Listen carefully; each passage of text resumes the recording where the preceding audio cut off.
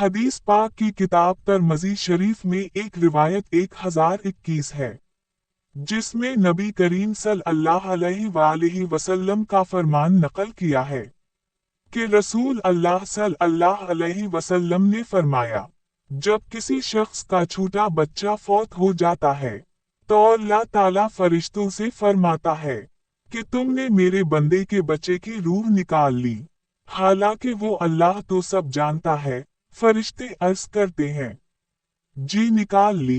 फिर इरशाद होता है कि तुमने उन यानी वालिदैन के दिल के टुकड़े को ले लिया। फरिश्ते अर्ज करते हैं, ले लिया। इरशाद होता है कि फिर मेरे बंदे ने इस पर क्या कहा?